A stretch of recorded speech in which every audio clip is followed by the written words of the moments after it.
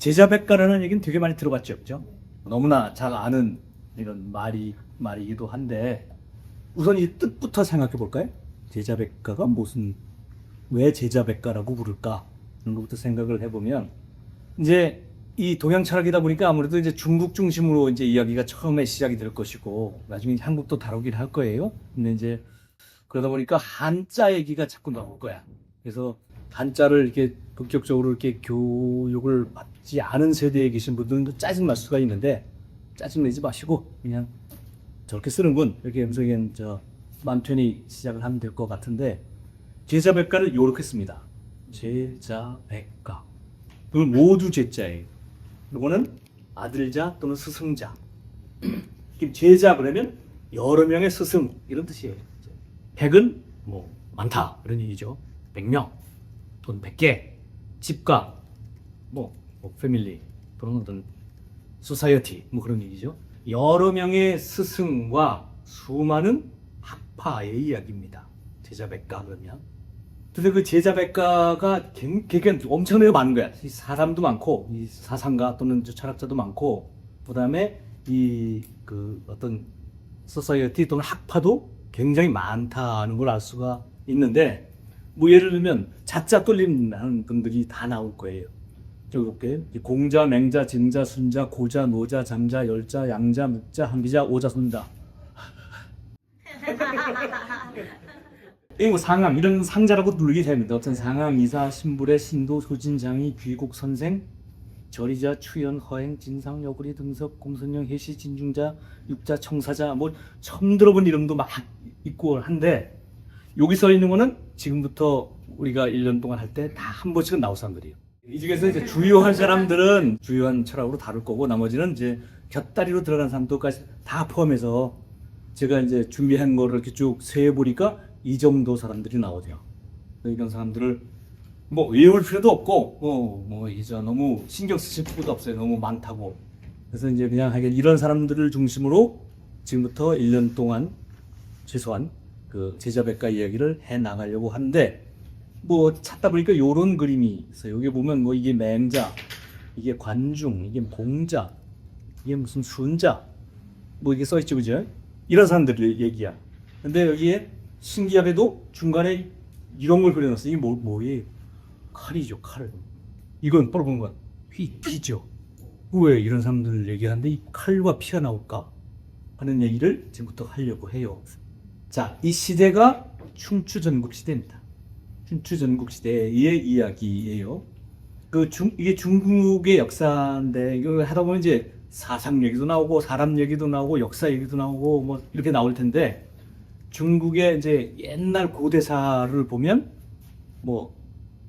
이제 뒤로 이제 많이 복잡한 이제 그 수당, 송원, 명청 이렇게 막 나가는데 그건 이제 일단 춘추전국 시대를 중심으로 생각해 보면 하나라, 그다음에 상나라, 주나라, 진나라, 한나라 이래. 뭐라고요? 하, 상, 주, 진, 산. 하상, 주, 진, 한. 요길 벗어나지 않을까요?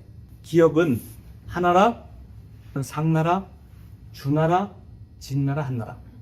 요 이제 한나라 때 가면 이게 이제 진짜 지금 중국인들이 자기네 한족이다 이렇게 얘기하는 그 한나라가 요때 형성이 된 거예요.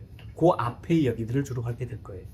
이 하나라보다 앞에는 무슨 있었겠지. 근데 거기는 이제 약간 신화, 설화, 약간 그 역사적으로 확인이 덜 된 이런 시대가 있었고 이제 어떤 그 시체가 이렇게 확인이 되고 역사상으로 이렇게 기록이 남아 있는 게 주로 이때부터입니다.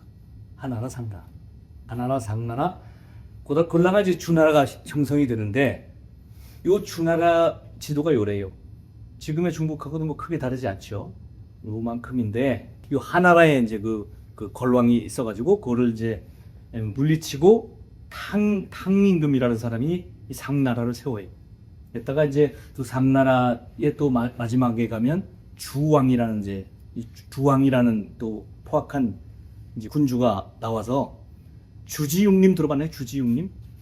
예, 막 술 엄청 좋아하는 사람이었대, 이 사람이. 그래갖고 술이 너무 많이 마시고 싶어가지고 이렇게 연못에다가 술을 가득 채워서 지나다니면서 그냥 퍼먹을 안주가 있대잖아. 그러면 나무에다가 계속 고기 뭐 이런 산적을 쭉 걸어놓고 예, 돌아다니면서 술 마시고 안주 따먹고 뭐 이러면서 이제 놀았다. 그래서 저 주지웅님 고사가 있는 사람이 이제 주임금인데 이 주임금을 물리치고 이제 다시 요 주자 쓰는 주나라가 서는데 요 주나라가 이렇게 있다가 이 서쪽에서 요 오랑캐들이 쳐도 지붕으로 보면 무슨 티벳 무슨 뭐 이런 쪽일 거예요. 이런 사람들이 쳐들어오면서 수도가 여기 호경이라는 데 있었는데 얘가 이제 도망쳐서 이 나급이라는 데로 수도를 옮겨.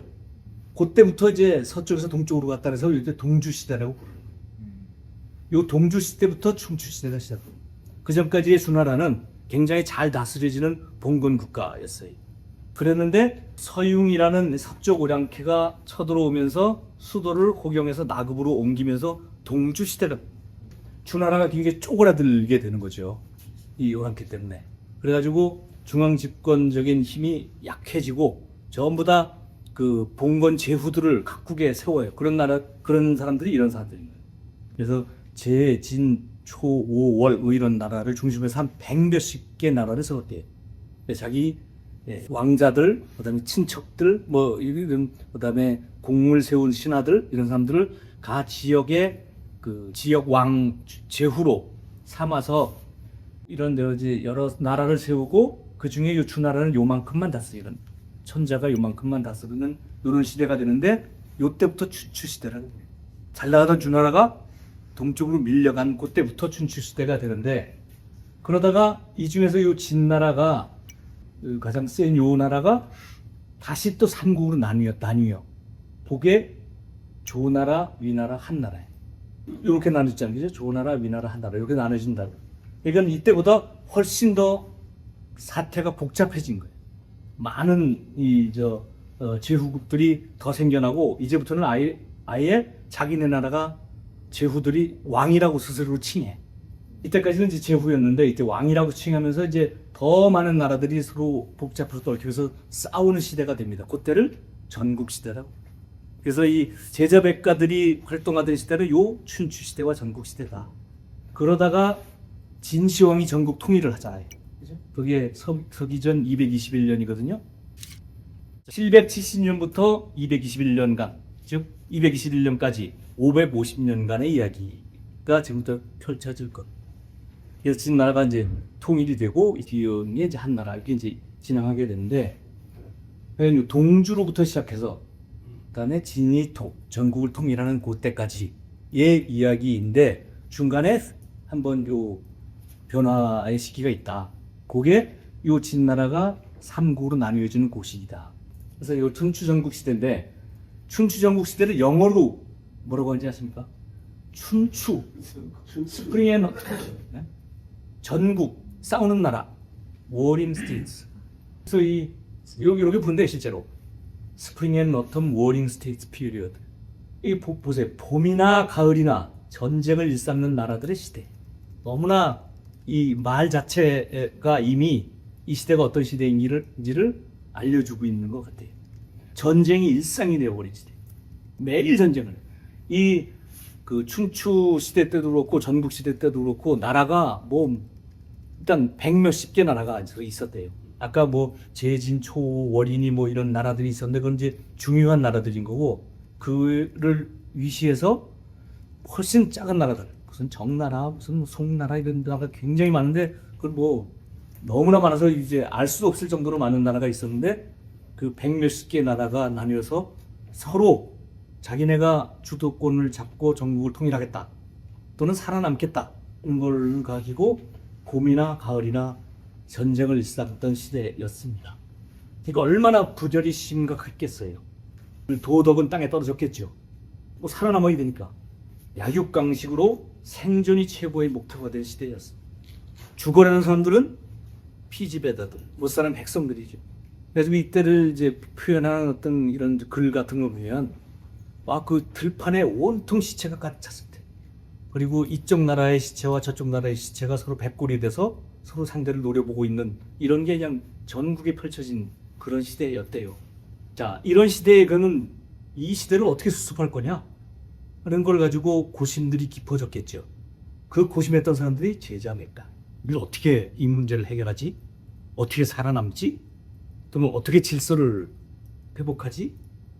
어떻게 우리가 인간다워질 수 있지? 라는 고민들이 얼마나 심했겠어요. 그래서 그때 너무나 한꺼번에 이제 사람들이 와 나와서 이런 자기 나름대로의 방책을 얘기할 수 있었던 것이 상황이 이렇기 때문에 그래요. 그때 왜 그러냐면 그때가 이제 철기 시대가 시작된 시대였지. 그전까지는 석기, 청동기, 물은 셋밖에 없던 시대에서 철기가 본격적으로 들어옵니다. 바로 딱 이때. 그러면서 여러 가지 패러다임이 바뀝니다. 지금까지의 농경 중심에서 이제부터는 철을 중심으로 해서 굉장히 많은 생산력이 비약적으로 증가합니다. 철을 하면 이제 땅을 깊게 갈 수 있고 그러면 농작물이 많이 나오고, 그 다음에 이 철 하면 아까 왔던 칼 같은 이제 무기가 뭐 굉장한 신무기들이 나오는 거죠. 전쟁으로 이제 무기가 이끌어 갔을 수도 있어야죠. 너도나도 이제 부국강병을 추진하면서 살아남고 물질적인 이익을 취하려기 위한 이런 나라들이 각축이 시작이 됩니다. 약한 자는 먹이가 되고 강한 자는 포식자가 되는, 그게 바로 이제 새로운 노말이 돼버리는 시대가 됐습니다.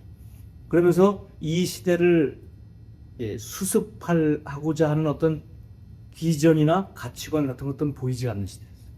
그래서 이거를 제시하고 나온 사람들이 제자백가다. 아까 말씀드렸듯이 인간다운 삶은 소멸되고 이제 뭐 인간다운 삶뿐 아니라 생명 자체가 흥전등화의 위기에 처한 사람들로 가득 찬 이런 시대였던 것이죠. 자, 그럼 어떻게 인간다움을 되찾지? 어떻게 새로운 질서를 수립하지? 하는 것을 가지고 나온 게 제자백가. 뭐 주로 대표적인 사람들이 이런 사람들이 봉자. 요게 인이라고 있지, 인. 요 인이 사람다움 또는 사람에 대한 사랑, 이렇게 해석을 한대요. 이 사람은 요 사람다움, 요 인의에 대한 인의를 통한 정치를 해라, 이렇게 이제 주장했던 사람이고, 또 어떤 사람은 뭐 정치를 해, 억지로 하려고 하니까 모든 일이 생기는 거야. 다들 지금 억지로 하려다가 이런 꼴 난 거야. 자연으로 돌아가서 자연의 순리에 맞춰서 욕심 없이 살아. 그러면 문제가 해결돼. 라고 주장하는 사람도 나오는 거고요. 싸우지 마. 사랑하십시오. 여러분의 이웃을 내 몸과 같이 사랑하라. 이렇게 예수님이 하신 말씀이죠. 이 사람도 똑같이 얘기를 했어요. 너 이웃을 내 몸과 같이 사랑하라는 말을 실제로 했어요. 그래서 이 사람은 사랑으로 문제를 해결할 수 있다. 이렇게 얘기한 사람은 있었고요. 어떤 사람은 신상필벌, 올바른 행위를 하는 사람에게는 확실하게 보상을 해주고, 올바르지 않은 사람한테는 가혹한 벌을 내리는 것이 그거밖에 방법이 없어. 사람은 원래 이기적인 거야. 사람은 원래 본성적으로 악한 마음이 있는 거야. 그러니까 싸우는 거야. 그걸 다스리려면 담근 거 자식밖에 없다. 라는 생각도 있는 거죠. 그런 사람도 있고요. 또 어떤 사람은 전쟁이 불가피하다면 알고 싸워라. 이왕 싸우는 거 이겨라. 근데 이기는 법을 가르쳐줄게. 뭐 이런 쪽으로 간 사람도 있어요. 이 사람이 공자, 이 사람이 노자, 이 사람이 묵자, 이 사람이 한디자, 이 사람이 손자, 뭐 이렇게 나오니 자자 돌림. 이제 이런 얘기들을 지금부터 해 나가보자 하고, 자, 이런 이 자자 들어가는 사람들, 그 다음에 또 가로 끝나는 이런 파들이 몇 개나 있나? 뭐 100가는 100개가 있을 것 같은데 뭐 모르겠어요. 전체를 다 세우진 못했는데 이 자료들을 찾아보면 대개 한 10개 정도를 크게 잡는 것 같아요. 그래서 요게 10개. 그래서 요걸 구유십가라고 부른대요. 메인이 되는 10개 학파가 이만큼이 있대. 한번 볼까요? 유가, 도가, 법가, 묵가. 옆에서 다 들어봤죠, 그죠? 영가라는 뜻이에요. 그다음에 음양가, 종행가, 농가, 잡가, 소설가라는 뜻이에요. 소설. 이게 이제 글자도 요새 쓰는 소설가랑 똑같아. 근데 어쨌든 어떤 스토리를 가지고 뭐 이제 얘기합시다, 뭐 이런 사람인 것 같아. 그다음에 그 외에 병가, 손자병법이게 되죠. 병가도 있고요.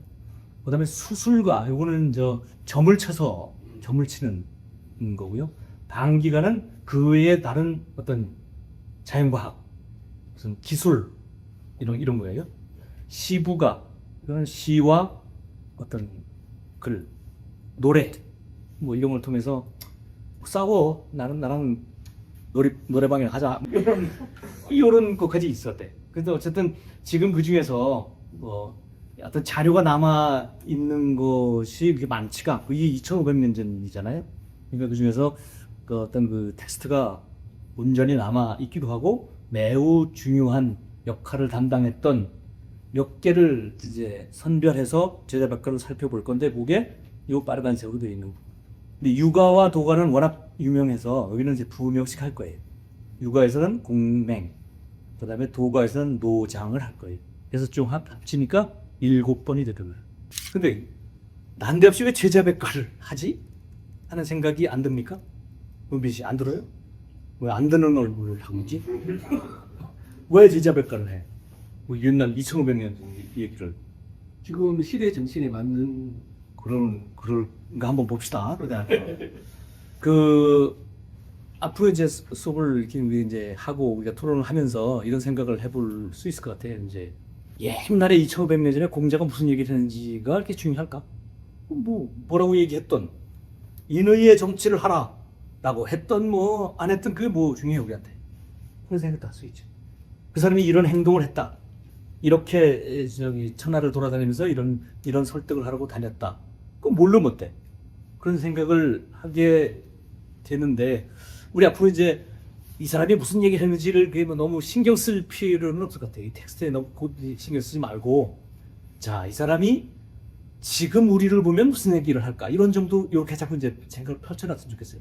지금 공자님이 지금 한국 상황을 보면 어떻게 얘기를 했을까? 무엇에 대해서 문제를 제기했을까? 어떠한 방책을 제시했을까? 또는 나라면 공자와 같은 생각으로 나라면 지금 이렇게 하고 싶다. 이런 쪽 얘기를 주로 앞으로 했으면 좋겠어요. 이 사람이 뭐 얘기했는지는 그리 중요하지 않아. 그래서 이런 얘기를 뭐 공자, 맹자, 장자, 노자 이렇게 뭐 이런 얘기 했다는 걸 알고 있으면 어디 가서 잘난 척하기 되게 좋아. 그래도 우리가 잘난 척 하려고 하는 건 아니잖아. 그럼 뭘로 못해? 이 사람이라면 지금 우리한테 무슨 얘기를 해줄까? 자, 이와 같은 생각이라면 나는 어떻게 행동해야 될까? 이 관점에서 커플 공부를 하면 좋겠어요. 이 사람들이 했던 얘기가 뭐 무지하게 많은 이제 텍스트들이 나와 있는데 그걸 우리가 다 공부할 수도 없고 일단 한 달에 한 명 공부해서 그걸 얼마나 우리가 그 코어에 들어갈 수가 있겠어요. 그거에 너무 조급해하지 말고 자, 우리 문제를 자꾸 생각하는 시발점으로 이들을 보자 하는 얘기를 하고 싶고요. 아까 요거를 보여줬죠. 요게 아까 그 고장표야. 요거를 제가 딱 두 글자만 갖고 있어요. 이렇게 갖고. 똑같아 지금하고. 새로운 도구의 사용으로 생산력이 비약적으로 늘어날 거야 앞으로. 아까 그 우리 학생장이 무슨 설문 뭐 하는 거 있었잖아요. 그거 AI가 만들어준 거죠. 네. 그거 기가 막히게 만들었잖아. 그 사람이 만든다고 생각해봐. 며칠 끙끙 됐을 거란 말이야. 언제 노자장자를 공부해서 그걸 만들겠어. 앞으로 이 AI를 안 쓰면 우리가 살지 못할 정도의 시대가 될 거고 이 AI의 생산성이 굉장히 높아요. 그죠? 이 앞으로 이 비약적으로 증가할 거야. 이 무슨 드론이니 뭐니 로봇 앞으로 이제 전쟁은 로봇이 다 할 거예요. 그죠? 중국이 뭐 농사 짓는 로봇을 뭐 3,000만 대를 만든다고 뭐 그런다며. 그럼 앞으로 사람들 안 쓸 거야. 부국강병과 물질적 이우선주의. 지금 딱 우리가 보고 있지 않습니까? 트럼프를 통해서 보고 있지 않습니까? 이제 앞으로 그런 게 새로운 뉴노멀이 될 거야. 신청타이라고 그러나 뭐라 하죠 중국말로. 그게 될 거고. 자, 그러면 앞으로 이런 새로운 어떤 이 패러다임이 바뀌고 문명이 전환되고 우리의 어떤 지식 작용을 기계가 해주는 시대가 될 텐데 우리가 새로운 가치관과 비전을 지금 발견해내고 있습니까? 우리가 새로운 AI 시대의 어떤 윤리에 대해서 얼마나 준비가 되어 있습니까? 앞으로 우리는 우리의 삶은 어떻게 되는지 이제 고민스러워지기 시작할 거예요. 일이 없을 텐데 일이 없으면 지금까지는 일이 있고 일에 대해서 소득이 생겨서 그 소득으로 살아갔어요. 요 등식이 없어질 거라고 이제. 일이 없어졌는데 그러면 이 소득은 일하고 등치를 못 시켜. 뭐 기본 소득이 됐든 뭐가 됐든 다른 방식으로 소득을 만들어줘야 된다고. 그다음에 내가 하는 생각 이제는 이제 기계가 다 해줄 텐데 그럼 나는 뭘 하지? 하는 이런 문제가 똑같이 있어요. 그러면 나의 사람됨은 어디서 찾을 것이며 새로운 AI 시대의 어떤 질서는 어떻게 수립할 건지 이렇게 된 등치에 해놓고 제자백과를 보면 이게 달리 보입니다.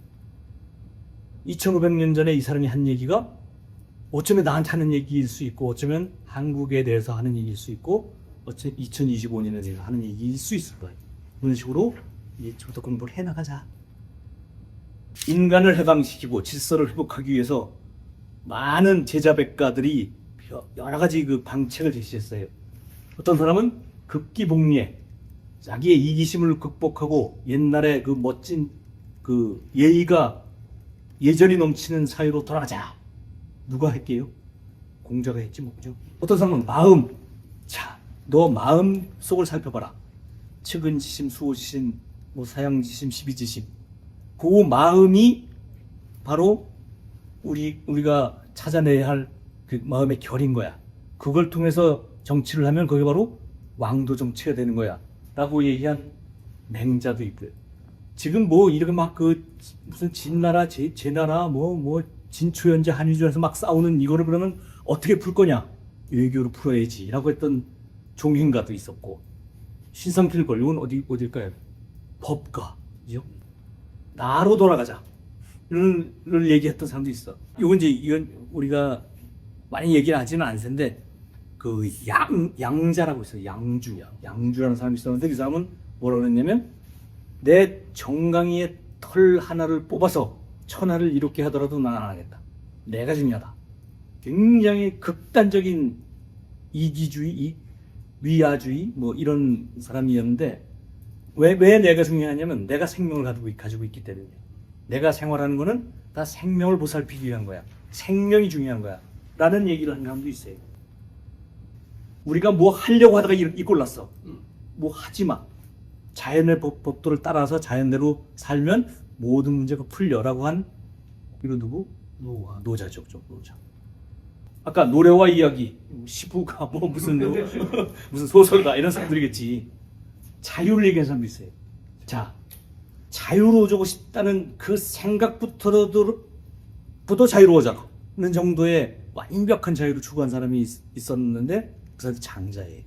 그래서 장자 굉장히 재밌어 나중에 기대해 보세요. 그다음에 이 문제를 해결하기 위한 병법 얘기를 하는 손잡이 프로과스도 있었고. 자, 그럼 우리는 똑같은 문제를 안고 있다고 그랬죠 우리가. 그 제자백가들과 마찬가지로. 그럼 우리는 무엇을 찾을까? 요 공부를 통해서 요런 거를 해보고 싶습니다. 자, 시기를 대개 보면 요래요. 우선 공자가 일단 빨라요. 그죠? 빠른데 노자가 공자보다 더 빠르다는 사람도 있고 동시대라는 사람도 있고 또는 공자보다 오히려 좀 늦어요 라는 사람도 있어. 그래서 이건 잘 모르겠어요. 어쨌든 근데 공자보다는 노자가 조금 앞선 사람이다라는 게 좀 더 다수설인 것 같아. 그 다음에 공자하고 손자는 거의 똑같은 시기에 살았어요. 그럼 되게 신기하죠. 이 사람은 인의의 정치를 해라. 근데 얘는 어떻게 하면 이길지 내가 가르쳐줄게. 이렇게 얘기를 한 사람이어서 이 사람은 문에 대해서 얘기하고 이 사람은 무에 대해서 얘기한 사람이 같은 시기에 살았다는 것도 굉장히 신기해요. 그래서 나중에 이 공자와 손자를 좀 비교해 가면서 공부를 해도 되게 재미있을 것 같고 그 다음에 공자를 뒤를 이어받은 사람이 맹자, 그죠?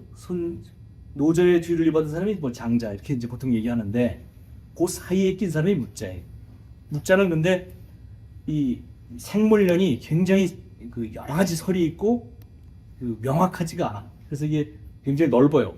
어쨌든 공자와 맹자 그 사이쯤에 살았다고 돼 있는 사람이 있어서 맹자하고 장자는 거의 나이가 동갑이야. 한 3살 정도 차이 날 거야 아마. 그 다음에 이제 한기자가 그 다음에 오고 자, 요 사람들을 주로 얘기할 거예요.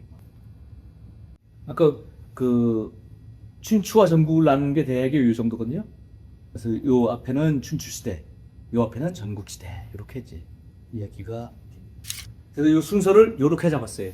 이 제백동철을 오늘 논어를 하고 그 다음에 노자, 그다음에 맹자, 장자. 이 사람들이 전부 같은 시대에 이제 활동했던 사람들이잖아. 서로 상대방을 공격하기도 하고 또 그 사람에게도 배워드리기도 하면서 이 문제를 풀어가려고 했던 거기 때문에 이 이야기들이 전부 다 연결이 안 될 수가 없어요. 그래서 예를 들어 공자의 어떤 말에 대해서 노자가 반박을 하기도 하고 그다음에 그걸 받아들여서 자기 좀 더 발전시키기도 하고 뭐 이러다 보니까 이것들이 서로 관련이 있을 수밖에 없을 뿐 아니라 시기적으로도 그렇고 공간적으로도 중국이라는 어떤 요 공간에서 이루어졌기 때문에 이걸 하나하나 얘기하다가는 이게 별로 뭐 재미가 덜 할 것 같고 그다음에 우리가 간취해내야 할 어떤 그 이런 시사점 같은 것들이 좀 이제 동떨어질 것 같아서 제가 이번에 좀 시간을 좀 들여서 이 전체 이 스토리를 다 만들었어요. 그래서 이런 그 강의안 이거를 일단 거의 다 만들고 있어. 요거 지금 만들고 있어요. 그러니까 이제 이제 이렇게 이제 그 전체적으로 이제 통합한 이야기를 좀 해 가고자 한다 그런 얘기이고요. 그다음에 이제 이렇게 난 다음에 오늘 이제 묵자, 한비자, 손자까지 7번이잖아요, 그죠? 아까 7명, 저 5개 학파의 공맹노장은 한 명씩 더 해서 이제 7개를 할 거고, 그 다음번에는 요 7개를 좀 종합하는 세션을 갖고 싶어요. 그 종합 정리를 우리끼리 한번 얘기를 해보고, 그 다음에 요까지 포함해서 이제 토론하는 별도의 세션을 갖고 싶어요. 그래서 이게 약간 심포지움 비슷하게 이렇게 한번 꾸며봅시다.